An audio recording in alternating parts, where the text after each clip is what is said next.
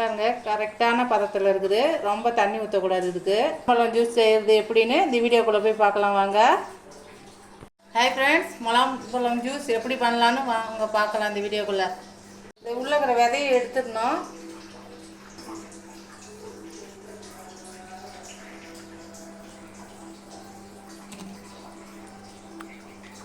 எடுத்துட்டு சர்க்கரையும் இந்த உள்ள இருக்கிற இது மட்டும் சதையும் எடுத்துகிட்டு போய் மிக்சியில் அடிச்சுட்டு வந்துடலாம்.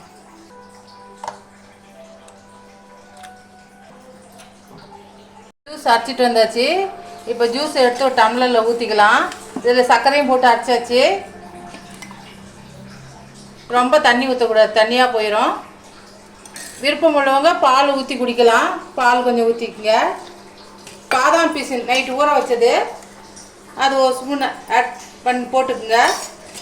விருப்பம் தான் ஐஸ் கட்டி போடணும். ஜில்லுன்னு குடிக்கிறவங்க ஐஸ் கட்டி போட்டுக்குங்க, இல்லைன்னா அப்படியே குடிச்சிக்கலாம் கலக்கி விட்டு. இந்த வீடியோ உங்களுக்கு பிடிச்சிருந்தா லைக் பண்ணுங்கள், ஷேர் பண்ணுங்கள், சப்ஸ்கிரைப் பண்ணுங்கள். தேங்க்யூ, பாய். ஆயிடுச்சு. இது ரொம்ப உடம்புக்கு குளிர்ச்சி. இதில் பாதாம் பீசன் கலந்துருக்கனால ரொம்ப குளிர்ச்சி. ரொம்ப ஹீட் ஆகிறவங்க இந்த மாதிரி அடிக்கடி செஞ்சு குடிச்சு, சீசனுக்கு தான் இதை குடிக்க முடியும். அதனால் அடிக்கடி இதை ட்ரை பண்ணி பாருங்கள்.